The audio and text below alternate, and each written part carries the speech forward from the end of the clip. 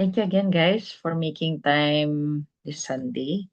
So, this part of the chapter again from the book of Dom Lorenzo is very fitting for us kasi we're getting closer and closer to Holy Week. Diba? So, again, this is the book, The Spiritual Combat. And this is, again, another chapter in the book. And very, I would say, concrete siya, no? um, concrete tips on how to attain the virtues that particularly those that we lack, diba? And for many of us, parang we'll notice that the question we should ask is, during this Lent, how generous have we been to our Lord and to our Lady, no? Actually, parang patapos na yung Lent eh. Pero looking back, no, how have we been spending our days and have we been growing in virtue? So some of us, no, maybe are actually growing in virtue, pero some might be, ang term dito ni Dom Lorenzo is, we are deceiving ourselves, no, that we are growing in virtue, pero hindi. No? So, sabi din niya that actually, external pious practices, they aren't always an indicator of virtue. No? And later we will learn more about how to know if it's really coming from virtue or is it like self-love, di ba? Or like pride concealing itself in pious practices. So very insightful points, no, from Dom Lorenzo. So, um, the spiritual master, no, si Dom Lorenzo, obviously, I think he has been observing a lot of, I would say, novices and people growing in virtue, like people in the religious life.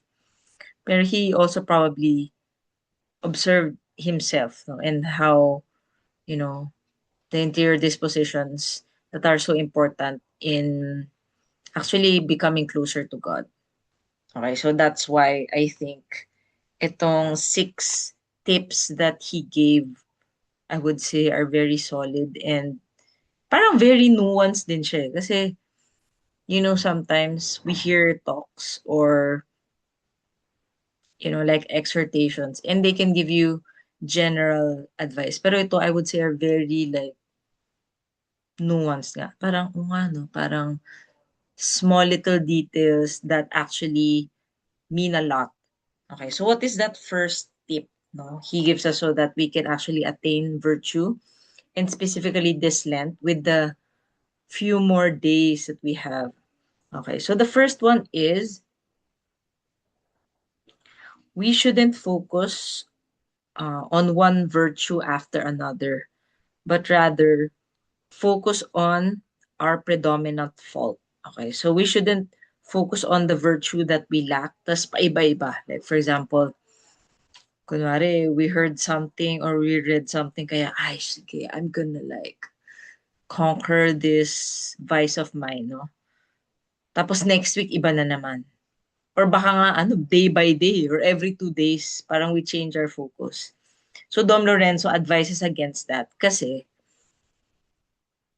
parang wala tayong matatapos kasi our efforts are scattered and we don't really, kumaga, create or establish the good habits to counter our main fault. No?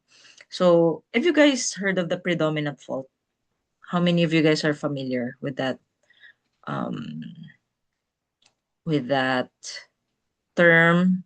A lot of the spiritual writers use this term, not the predominant fault. Can I see a show of hands? Meron ba? Are you guys familiar? Siyempre, hindi ko makita. No? Merong nagre-raise ng hand. Meron ba? Wala. Okay. Pero I'm sure baka may iba who kind of know, no? Especially the Ninevites here. So, the predominant fault is essentially, oh, Jelly is here. So awesome. Okay.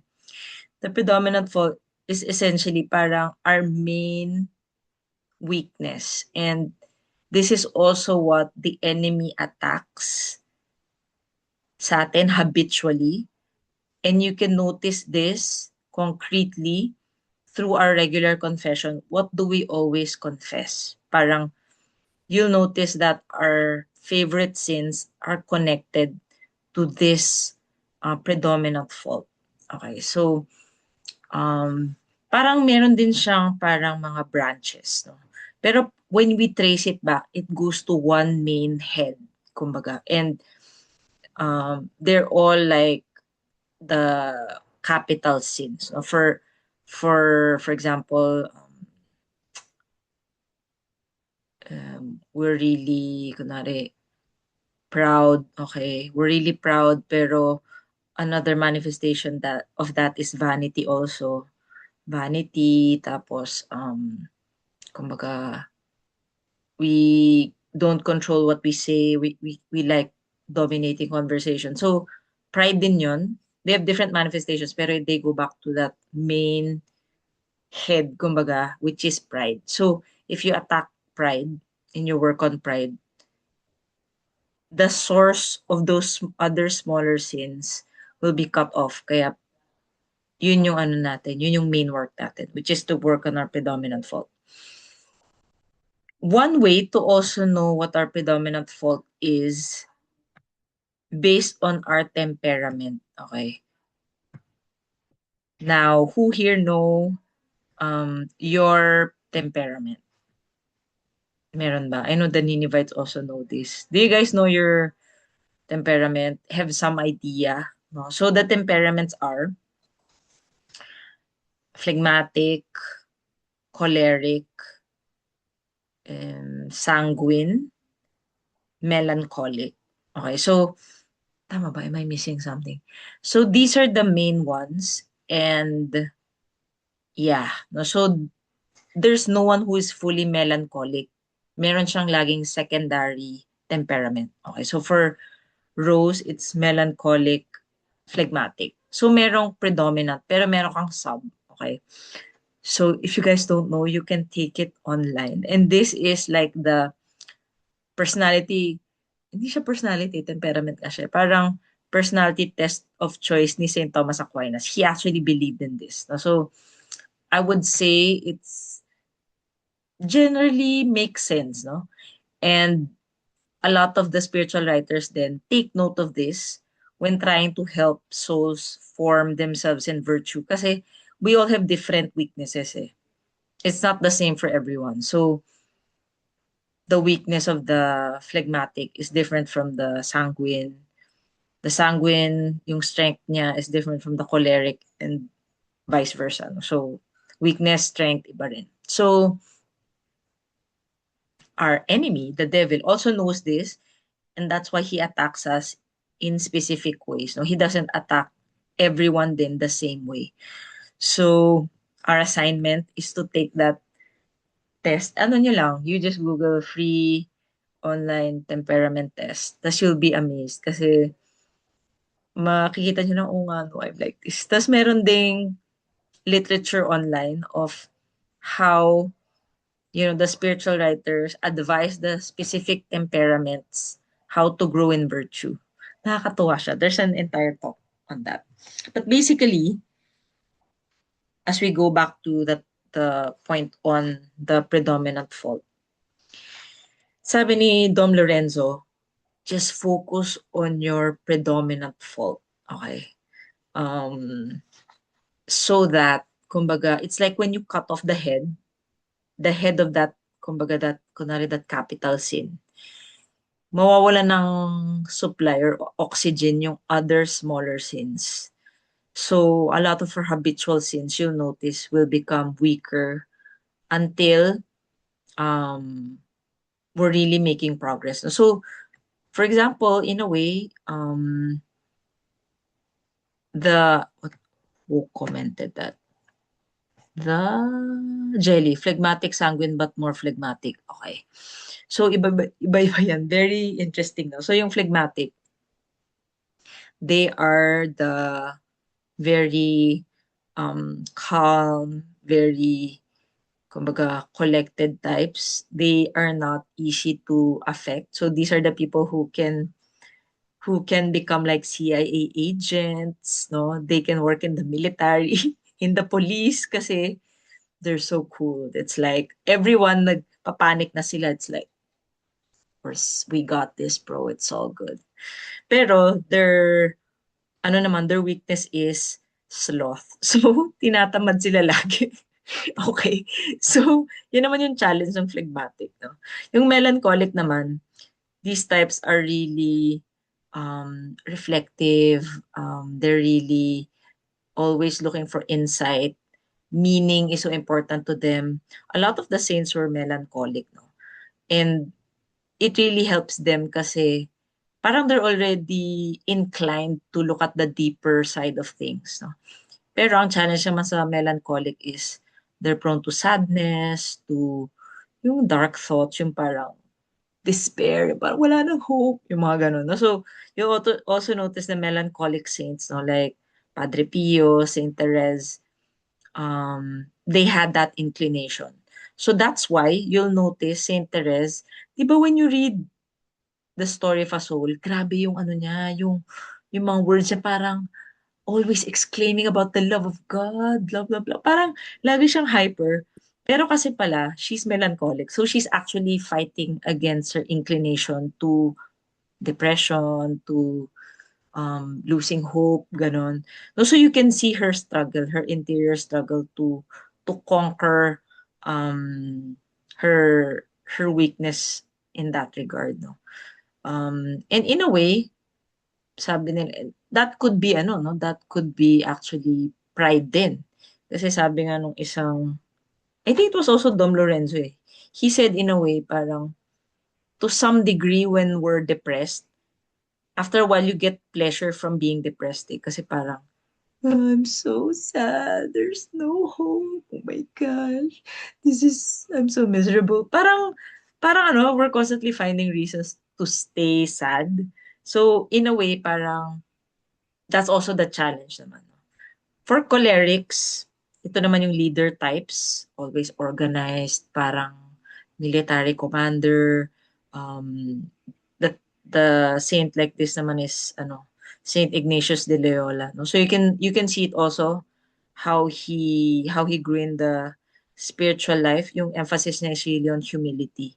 No? So the cholerics are always advised to find refuge in the Sacred Heart, no?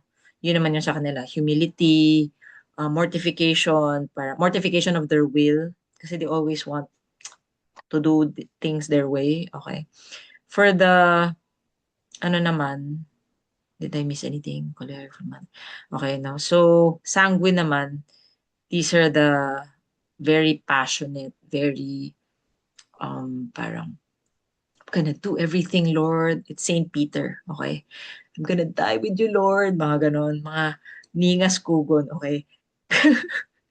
Kasama ako dyan kasi I'm sanguine choleric. So, yan yung mga mahina sa follow through, mga sa una lang magaling, mga ganun, no? So when we're sanguine, ito naman yung challenge natin, no? Fortitude, perseverance, patience, yung sticking to our commitment, yung not being attached to the good feelings, okay? So, more or less, if through my description you can already know no what type you are, then you can reflect no during this short exhortation. What's my predominant fault and how can I do the opposite naman? Kumbaga, if you're a sanguine choleric like me, paano ko para kang in a way para kang mag-impersonate ng ibang temperament eh. Parang yung sanguine, magta-try siya to be more like the phlegmatic and also like the melancholic kasi that's the opposite. So you'll try to be more reflective, you'll try to be more methodical about how you work consistent. Ang ganun mag-work is melancholic kasi they'll always ano eh, parang they're always about, you know, consistency. Okay, so kung choleric ka naman, edi parang mag-try ka na maging phlegmatic din, no? Kasi yung phlegmatic, sila yung mas chill, they're not so attached to their own will. Parang ano lang sila. In a way, go with the flow ang phlegmatic, which has its pros and cons. So, the advice of Dom Lorenzo is to do the opposite of our inclination and to just focus on that. Parang let's not focus more on the other virtues, no? Let's look at the virtue that we lack the most or that our sins really counter. Okay? So, um, so yun yung parang challenge. It's not the same for everyone talaga. So for the sanguine, it's sensuality, vanity, okay. Love of comfort, love of yung parang minsan talkativeness, yung mga ganon. Si Saint Teresa of Avila, I can relate to her a lot. Sometimes more than Saint Therese. Magkalapit nga yung birthday namin ni Saint Teresa of Avila. Siya yung nakikipag-chikahan sa mga socialites, even if she's a cloistered nun. O, di ba? Parang, yun talaga yung isa sa mga challenges ng sanguine. Yung, grabe, imbis na mag-pray, nakikipag-chikahan endlessly, di ba? So, we have to know, no, where we are being tempted, especially during this Lent, and how we can do the opposite, no? Especially when we really like doing that. Okay. Um, for example, for the melancholic, ito naman baliktad. Melancholic, yung mga tipong, "Uy, ayaw ko mag-socialize, maybe a bit introverted, like, nakaka-drain." They will force themselves now out of charity to talk to someone, o 'di ba? Kamustahin yung isang churchgoer na parang kahit, gusto ko na umuwi." Parang they will now restrain themselves from running away and actually, you know, try to be friendly to someone who looks like they have no one to talk to. Diba? So, it really looks different for each type. So, why virtue? Why did Dom Lorenzo tell us to just focus on the counter virtue to our vice? No? Because he said, indeed, so integral is the connection of one virtue with another that whoever possesses one in its entirety possesses all. Okay? I'll read that again. No? Indeed, so integral is the connection of one virtue with another that whoever possesses one in its entirety possesses all. So, what he's saying is, if we really focus on perfecting one virtue, for example,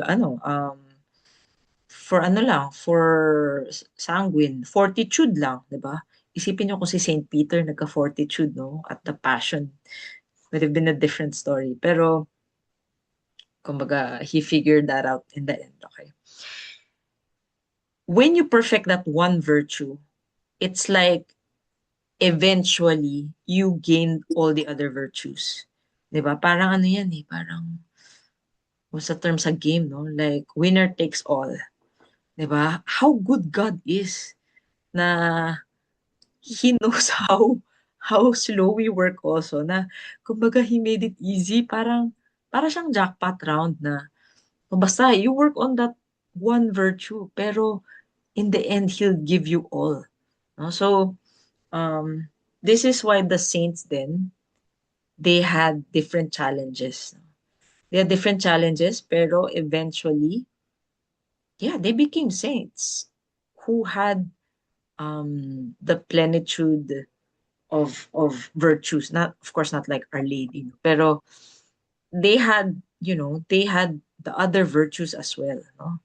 um Iba-ibang degrees, kumbaga they also had specializations in a way, no? Like the saints also had specializations of virtues, and God likes it that way. He likes variety nga, sabi nga ni sabi ni Father Ripperger. So that's why Dom Lorenzo says, just focus on that one virtue na hirap ka. And then all the others will take care of themselves. Okay, so the second one naman is don't set a definite time to acquire a virtue. Okay, especially for the Ninevites here, my friend the Ninevites. Kasi, okay, if you don't know yung Nineveh, it runs for 90 days and we do like norms during these 90 days. Baka kasi we're thinking na, okay, I'm gonna work on the virtues during Nineveh and then pahinga muna. Then I'll like, I don't know, I'll join the next Nineveh if there's one. Dom Lorenzo advises against that. Okay, what he's saying is just keep on going until you die. Okay, that's basically his advice. No? Um, his quote here, and I'll read it. Every moment should be an advance on the way to heaven, and everyone who stops, rather than gaining breath and rest, loses both ground and courage. Okay? So every moment should be an advance on the way to heaven, and everyone who stops rather than gaining breath and rest loses both ground and courage. So wala daw talagang pahinga. Parang if we think na parang I'm so tired na, I can't do this anymore. We just have to ignore that and see that as a temptation of the evil one. Kasi there's really no status quo in the spiritual life. It's either we're really advancing or we're falling back. So, wala daw talagang, in a way, wala talagang pahinga, no? And if you come to think of it, wala naman talagang, ano eh, wala naman talagang rest, di ba? This place was described as the Valley of Tears. No?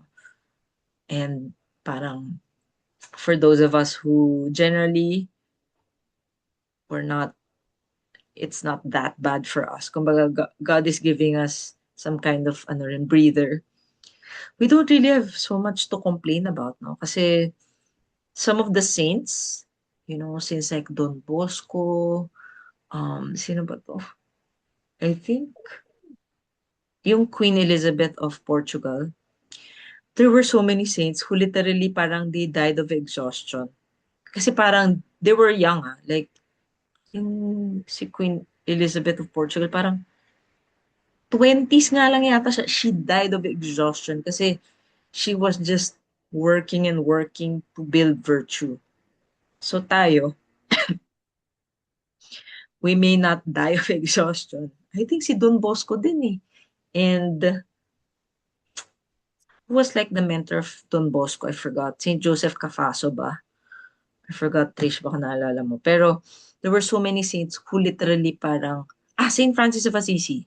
Siya din, literally, it said na parang he succumbed to the extremes of his mortifications. Parang he died na because of the effects of too much fasting na and like the way that he deprived his body.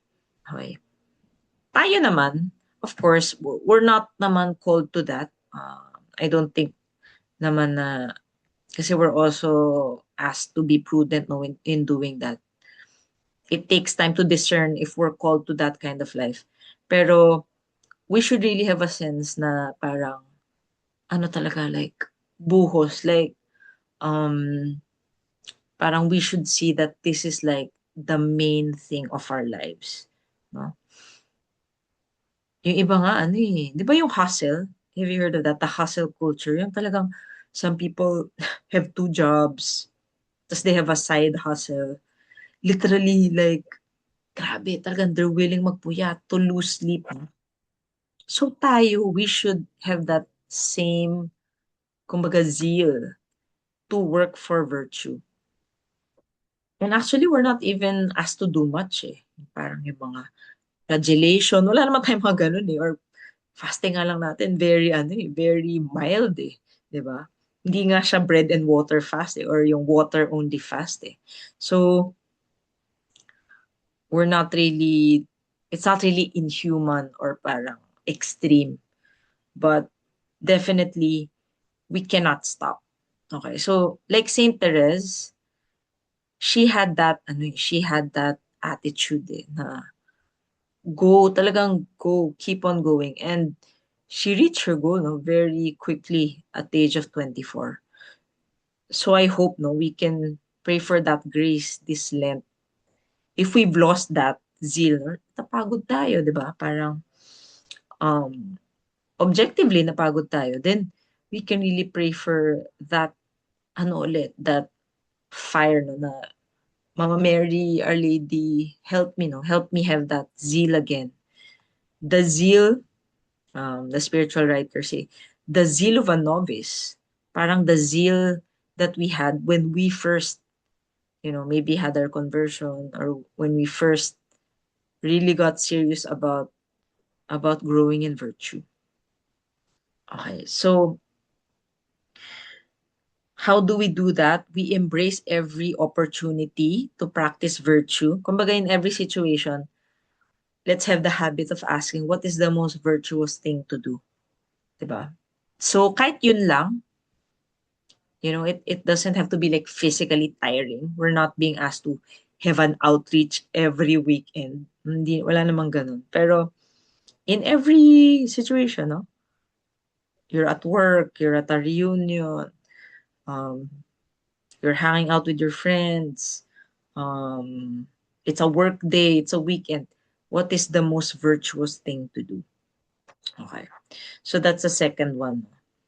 Don't set a definite time to acquire the virtues. Kumbaga, tuloy-tuloy lang talaga siya. So, I think Dom Lorenzo is also saying, it's also not just this Lent, pero after, no? If, obviously, no? It doesn't stop with Lent or with Easter. Number 3 is, be prudent in exercising external religious practices, but the interior virtues shall be practiced to the highest degree. Okay? So, the focus here is on the interior virtues. So ano ba yung interior virtues? What are the interior virtues? And I love this part kasi it's like the first time that I heard, okay. Ito pala yun. This is how to do it. Okay. They are the love of God, hatred of the world, self-contempt, contrition for sin, meekness, charity, and patience. So what Dom Lorenzo is saying, if we want to grow in virtue, let's not focus on multiplying our religious practices. Okay, hindi to paramihan ng, wow, ako nga nagno-novena ng ganito eh. O, tas ako mag-Stations of the Cross ako eh. Tapos, okay, this is what I'm gonna do. Maglalakad ako sa Quiapo na nakaluhod or, you know, um, I'm gonna do this chaplet and okay, maybe some people are called to really have a lot of religious practices. But what Dom Lorenzo is saying, cultivate first the interior virtues, the ones that people don't see. Kasi, depending also on our temperament, no? We might be subconscious to us, no? Doing those practices so that we can feel superior to others or we can appear good to other people or alam mo yun, yung parang bait ko, ginagawa ko to. I'm not like, people na they just do one rosary. Okay. Me, I do like 3. Diba? So, we should also look into our disposition. No? That's why Dom Lorenzo stresses the interior virtues. Kasi we can practice this to the highest degree with no one noticing us. Okay? Yung love of God, no? Yung interiorly, mentally, you're talking to our Lord no, the whole day. Hatred of the world, 'di ba? Grabe, who hates the world now? It's almost unheard of. It's almost like a weird thing. Parang kailangan in ka, no? Like, parang the Catholics somehow, they have this feeling na parang we should still know, no, the trends. We should still be in, okay? Like, we should still be in the know. Okay, so hatred of the world, no? And its maxim, sabi nga ni St. Louis de Montfort. Self-contempt. Okay, self-contempt. In a world na always says, love yourself, self-care, yung mga contrary sayings, no? Dom Lorenzo says self-contempt. Okay, kumbaga parang, syempre we don't like literally hate ourselves, no? Because God loves us. Pero we, kumbaga, we are not attached to our will, and we love ourselves, no, the way God loves us. Pero not yung parang, how to describe na, yung parang, like, kinukonsente natin yung sarili natin in our vices, and, in the bad things that we do. Yung parang, we're always seeking pleasure, we're always seeking comfort. Yun nga, kinukonsente natin yung sarili natin na knowing that that's not what we're supposed to be doing. Diba? Contrition for sin. Okay, this one we can practice to the highest degree, no, without us announcing to the world na we're sorry for our sins. No? Kasi it's all internal. Meekness, charity, patience. Okay, so number 3 is yung the focus on the interior virtue. So this is something very important din for Lent, no? Kasi we have a lot of external practices this Lent, no? Like the Visita Iglesia, the Stations of the Cross, the processions. Are we focused on, na, oh, I'm here, I'm like with the people can see me, I'm gonna post my photo on social media, mga ganun. Or are we focused on what's happening inside? Okay. So that's number 3. Number 4 is let everything we do focus on conquering our main weakness. Okay. So this goes back again to the predominant fault. No? Let everything we do focus on conquering our main weakness. So whether we're eating, we're fasting, we're working, we're resting, or we're at work, we're in church, we're talking, or we're being silent, parang interiorly, we should set our intention na it's to conquer our predominant fault. Okay, so for example, if we're fasting and we're choleric, so mayabang yan. Parang isiset ng heart ng choleric na, Lord, I'm doing this for you. I'm not doing this out of my own strength. I rely on you for everything. Parang we bring it back, no? Humility, no? So, if fasting naman, tapos, ano ba, sanguine. Ito, mahirap talaga sa sanguine. Kasi, sanguines are sensual by nature, no? Parang, we like comfort, we like, socializing while eating with friends. So, fasting, it's really hard for the sanguines, no? Ano naman, they have to really fast. So, their focus is to do it well. Kasi nga, it's hard. No? And fortitude is hard for sanguines. Kasi we're ningas kugon, okay? For yung fasting naman, for melancholics, it could be easy, no? Kasi, siguro, it really helps them stay recollected, no? Or it helps them reflect. Pero they can also, parang look at it as yung fasting naman, the money that they save, they now have to actively look for someone to help kasi ayaw nila yun. It could be that na they don't wanna socialize, di ba? So, iba-iba, no? So, anything that we do, Dom Lorenzo is saying, we should keep in mind na this is something that I can do to conquer my predominant fault. So, that could look different to different people.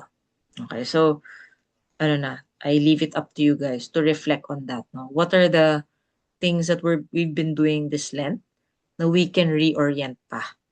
Okay. Number 5 is to shun the luxuries and pleasures of life. Okay, this is so hard.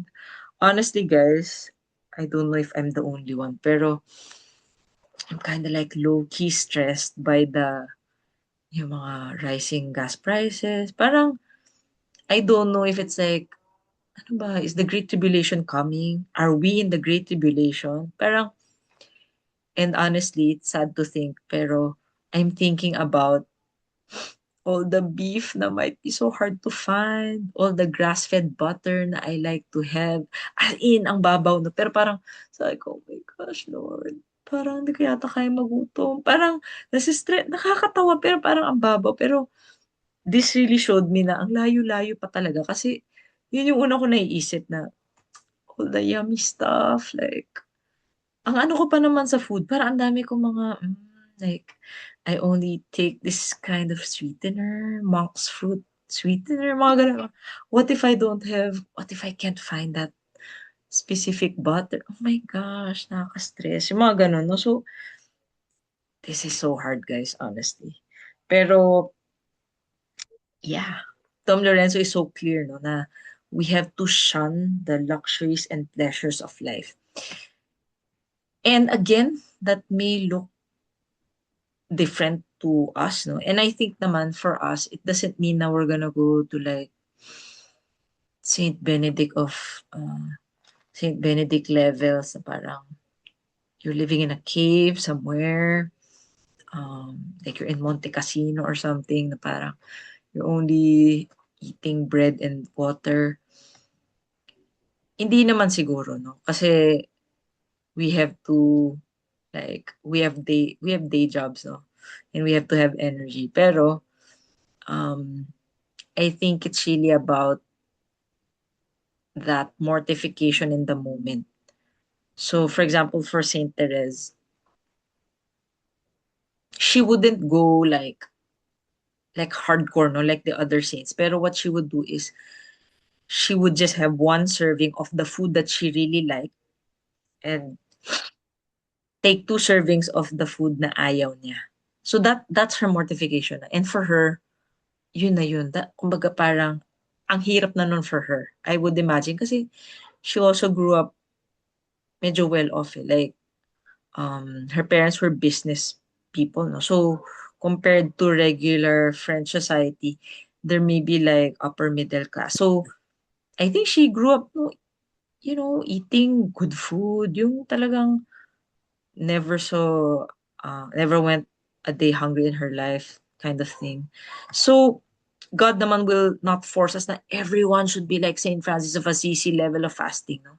Maybe some of us are called to do that if talagang maybe parang ako na parang naisip ko talaga yung butter, all the matcha, oh my gosh, all the yummy stuff. Parang maybe we may be called to that level even now. Pero for some of us, it could just it could just be like Saint Therese, pero it could be that hard, no? Um, and even now in Lent, no, na for the Ninevites here who fast on Wednesdays and Fridays. Kasi ako, grabe, kahit fasting, yung full meal ko, grabe. You have to have that grass-fed butter. Mga ganun. That one meal is so good. Yung parang, it's like the nice slow-cooked beef. Mga ganun, no? So, shun the luxuries and pleasures of life. So, maybe give up the things na talagang, kumaga parang, are so pinaka linulook forward natin. Especially for the sanguines kasi ano eh, we're really gusto natin ng mga ganong stuff eh. Um, yung give up natin yung talagang it hurts, yung parang, oh, bakit yan? It could be sweets or it could be that favorite drink na you really look forward to in the day or it could be that particular ulam or basta um, something na talagang gives you comfort. No? It could be na di ka nalang mag-grab, no? Mag-commute ka. Or it could be na, you don't do this particular thing na always parang is the thing that you look forward to in your day, no? So we will notice that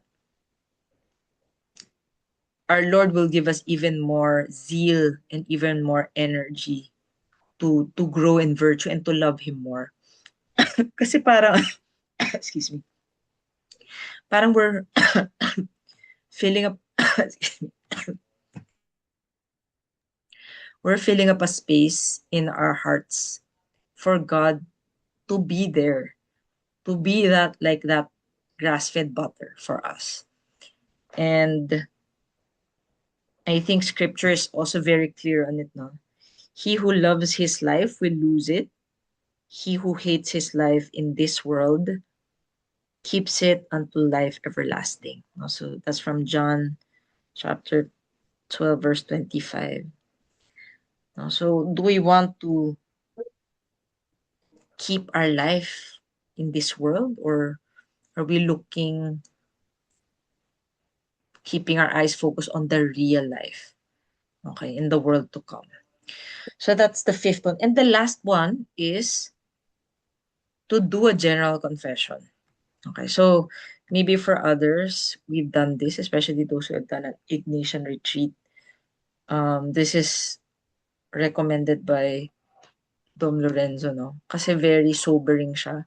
For those who have not done it, or if you're not sure what that even means, a general confession is confessing all the sins of our life, like literally from childhood, from the earliest time that you can remember, all our venial sins, all our mortal sins,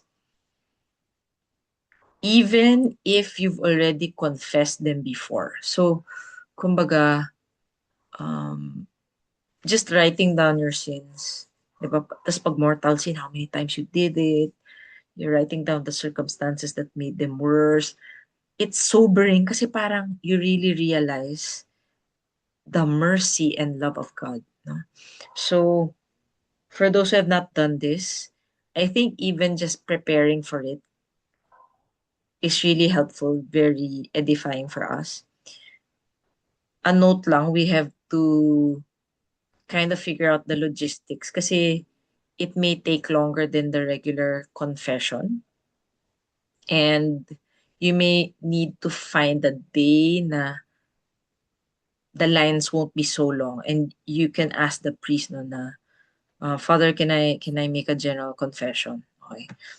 And sadly, for those who go to the Novus Ordo here, maybe the priest will be a bit shocked and confused and maybe not understand what's going on. Pero hopefully, he'll get it and say yes. Pero if you're in Metro Manila, we invite you to Our Lady of Victories. Our priest there will accommodate you. They're always open for confession, and gets nila yung general confession. So basically, that's it.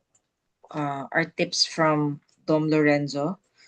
First is we should focus on our working on the opposite virtue of our predominant fault.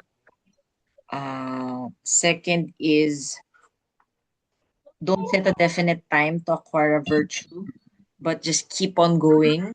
Just keep on growing in virtue. Third is focus on the interior virtues. Okay. And be prudent in exercising external religious practices. Fourth is to let everything you do focus on conquering your predominant fault. Fifth is to shun luxuries and pleasures of life. And then sixth is to do a general confession. So that's it. Praise God. Let's continue to pray for each other, especially as we approach Lent, no? It's not over yet, and we pray now we will not lose that zeal as in until the end, not just of Lent, pero final perseverance, no, until we die. So that's it. May God be praised.